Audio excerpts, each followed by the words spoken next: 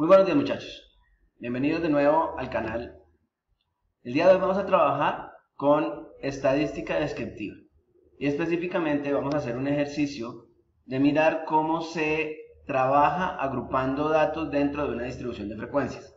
En sesiones anteriores hemos visto los diferentes tipos de tablas de distribuciones de frecuencia, simples, ponderadas, agrupadas, y para el caso de las distribuciones agrupadas nos preocupa cómo crear la tabla agrupada. Entonces lo que vamos a hacer hoy es mirar cómo es el manejo de datos para agruparlos y organizarlos dentro de una distribución de frecuencias tipo 3. Entonces arranquemos con una situación. La situación que se plantea es la siguiente. El alcalde de Bogotá y el secretario de Transporte están preocupados por la velocidad a la que los conductores del Sistema Integrado de Transporte Público manejan en un tramo de la carrera séptima. Los datos de la velocidad de 45 conductores son los siguientes.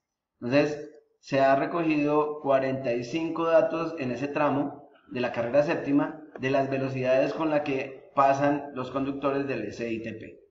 De tal manera que con esos 45 datos nos dicen, organice la información construyendo una tabla de distribuciones de frecuencias agrupadas en K intervalos. ¿Qué es esa K? K es el número de intervalos que va a tener nuestra tabla de distribución, pero tenemos que encontrar ese valor de esa K. O sea, es un valor que, dependiendo de la cantidad de datos que tengamos, nos van a sugerir tener el valor de intervalos o el número de intervalos más adecuado a partir de ese proceso. Entonces, teniendo en cuenta nuestra tabla, hacemos el ejercicio para agrupar los datos. Empezamos por calcular el rango o el recorrido. Entonces, la ecuación del rango o el recorrido es la diferencia que hay entre el valor más grande que encontramos en la variable, en las velocidades anteriores, en el ejemplo, y el valor más pequeño que tiene la variable. Entonces, el valor más grande que ha tomado la variable y el valor más pequeño que toma la variable. De tal manera que en el ejercicio que teníamos de las velocidades de los SITP, encontramos que el valor más grande es 69 y el valor más pequeño es 15, para un rango de 54. Después de calcular el rango, lo que vamos a hacer es calcular la amplitud de los intervalos. En una ocasión anterior, en el video anterior, vimos cómo se calculaba la amplitud de un intervalo, pero en una tabla que ya se encontraba agrupada. Nosotros vamos a hacer un procedimiento en este caso para calcular cuál va a ser la amplitud de cada uno de los intervalos con los que vayamos a trabajar en la tabla que estamos construyendo.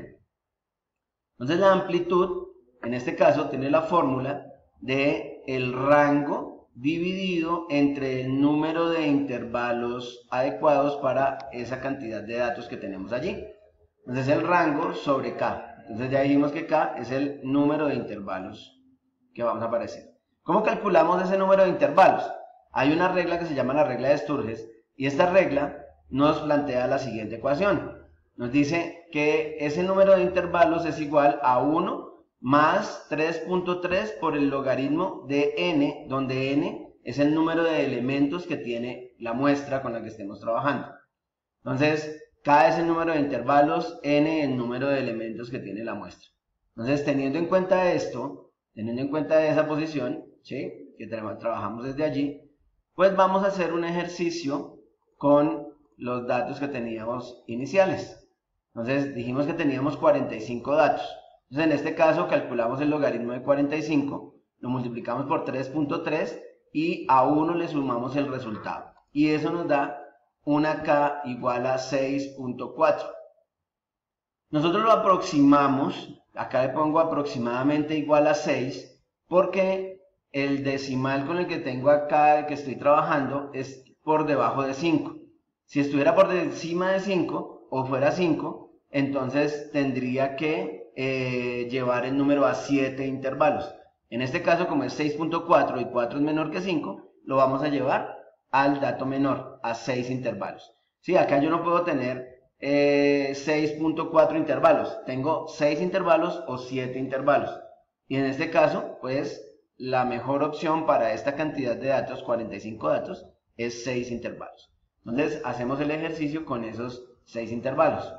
Calculamos entonces la amplitud de los intervalos, que sería el rango que nos dio 54 sobre 6, que es K, en este caso el número de intervalos más adecuado, y nos da una amplitud de 9 datos. Entonces lo que vamos a hacer a continuación es construir la tabla. ¿Cómo construimos la tabla? Entonces, para construir la tabla tenemos que empezar a organizar los 6 intervalos que con los que estamos trabajando. Entonces recordemos, vamos a mostrar por acá en la diapositiva del problema, recordemos que tenemos los 45 datos. El dato más pequeño es 15, el dato más grande es 69. Entonces vamos a construir la tabla partiendo de tomar el dato más pequeño que tomó la variable, 15 en este caso, y le vamos a sumar 9, que fue la amplitud que encontramos en el ejercicio de calcular K y de calcular la amplitud. Entonces, cuando hacemos esto, de calcular la tabla, entonces arrancamos del dato más pequeño, que es 15, y le sumamos 9, que fue la amplitud que obtuvimos, y nos da 24. Después el siguiente intervalo será 24, le sumamos 9 y nos da 33. 33, le sumamos 9, nos da 42. 42, le sumamos 9, nos da 51. 51 más 9, 60. Y 60 más 9, 69. Recordemos que aquí estamos trabajando con intervalos cerrados y abiertos. Cerrado en 15, abierto en 24. Es decir, que tomo valores dentro de la tabla, los que van a quedar dentro de este grupito, van a ser valores que tomen valores de 15 hasta 23, sin incluir el 24. El 24 lo vamos a incluir en el intervalo siguiente, de 24 a 32, de 33 a 41 y así sucesivamente. Siempre intervalo cerrado, intervalo abierto. Entonces, después de que hicimos esa organización, si contamos, obtuvimos en realidad 1, 2, 3, 4, 5 y 6 intervalos. ¿Qué características tienen estos intervalos para saber que quedaron bien construidos? Que el primer valor, en el primer intervalo, el límite inferior del intervalo, este límite inferior es el valor de la variable más pequeño que teníamos en el registro de datos. Y en el último intervalo tenemos que el límite superior del intervalo 6 es 69. De tal manera que este valor es el valor más grande que toma la variable en los datos que recogimos de las velocidades anteriores. Entonces, fíjense que los 6 intervalos que construimos no se salen del rango con el que estábamos trabajando, de 15 a 69. ¿Sí? Entonces, eso es una manera de saber que quedó bien organizado. Si a mí de repente aquí me hubiera partido de un número como 14, 10, 12, pues esos datos no están dentro de la información que nosotros recogimos. Y entonces quedaría mal construida la tabla. Igual acá, si esto se pasara de 69 para el ejercicio que tenemos, entonces estaría mal construido el ejercicio. ¿Perfecto? Entonces ahí tenemos unas características para agrupar esos datos. Y después, pues empezamos a hacer el conteo de datos. Entonces, para el conteo de datos, voy a poner acá para el primer intervalo de 15 a 24 el ejemplo, y es contar dentro de los datos que tenemos cuáles valores están dentro de esa amplitud de 15 a 24 en ese primer intervalo. Entonces tenemos un 15, ¿cierto? Primer dato. Tenemos dos 18, ¿cierto? Entonces acá hay uno, acá hay otro, ¿cierto? Y 3 datos que están dentro de ese intervalo. No hay más, no hay 23, no hay 22, no hay 21, o sea que tenemos 3 datos allí. Entonces un ejercicio es ir marcando los datos que tenemos y vamos a llevarlos entonces, estos valores, a nuestra columna de la frecuencia absoluta.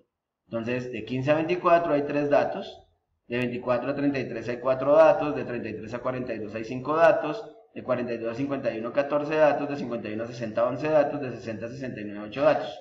Recordemos que la suma de la columna de la frecuencia absoluta acumulada, pues de la frecuencia absoluta, nos debe dar 45 en este caso, que es el número de elementos que tiene la muestra con la que estamos trabajando. Bueno, y ya el resto es seguir construyendo la tabla como lo vimos en la sesión anterior. Entonces, poner la marca de clase, que es la marca de clase es la suma entre los dos límites inferior y superior del intervalo, dividido en 2. En cada uno de los intervalos hacemos lo mismo y obtenemos las marcas de clase.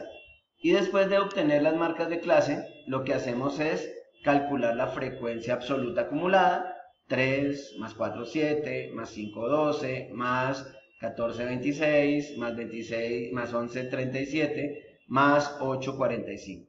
Y tenemos entonces los valores de la frecuencia absoluta acumulada, que es una frecuencia posicional que nos va a servir para calcular las medidas de tendencia centrales y no centrales en el siguiente video. Entonces siempre, acá bueno, nos hace falta calcular la frecuencia relativa, pero la idea de este video era aprender a organizar los datos en la tabla, construyendo los intervalos y encontrando el valor más adecuado de intervalos para nuestra distribución de datos.